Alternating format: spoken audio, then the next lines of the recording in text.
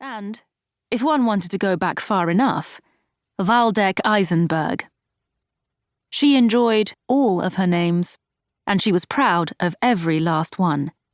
But the one she liked best was Lottie. Lottie. It was the simplest of the bunch, but that wasn't why she liked it. Her tastes rarely ran to the simple, after all.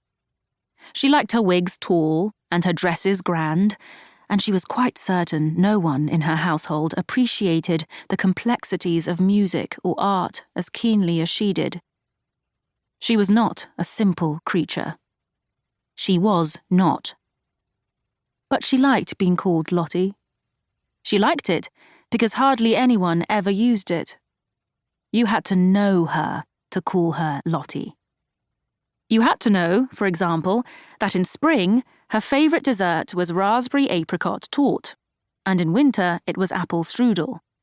But the truth was, she had a taste for fruit and for sweets, and any sweet made of fruit was her absolute favourite.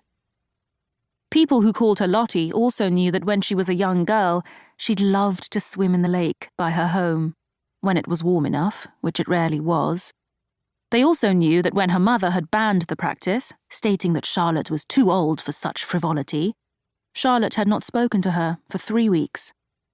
Peace was re-established only after Charlotte had written a surprisingly thorough legal document outlining the rights and responsibilities of all involved parties. Her mother was not immediately persuaded by Charlotte's arguments, but her older brother, Adolphus, had intervened. Charlotte had made a good case, he'd said. She'd shown logic and intelligence, and surely that should be rewarded. Adolphus was the one who'd coined the pet name Lottie, and that was the true reason it was her favourite name. It had been bestowed upon her by her favourite brother. Pardon, her former favourite brother. "You give the appearance of a statue," Adolphus said, smiling as if she had not spent the last 3 weeks begging him not to marry her off to a stranger. Charlotte wanted to ignore him.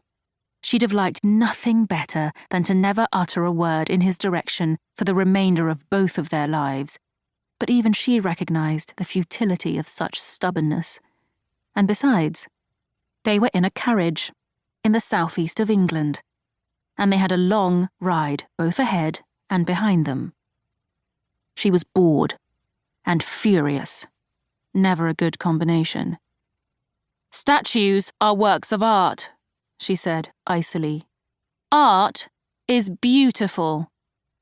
This made her brother smile. Damn his eyes. "Art can be beautiful to gaze upon," he said, with some amusement. "You, on the other hand, are ridiculous to the eye." "Is there a point?" Charlotte bit off. He shrugged. "You have not moved an inch in 6 hours. Oh. He should not have gone there. Charlotte levelled her dark eyes on his with a ferocity that ought to have terrified him. "I am wearing Lyonnaise silk, encrusted with Indian sapphires, with an overlay of 200-year-old lace." "And you look beautiful," he said. He reached out to pat her knee, then hastily withdrew his hand when he caught her expression.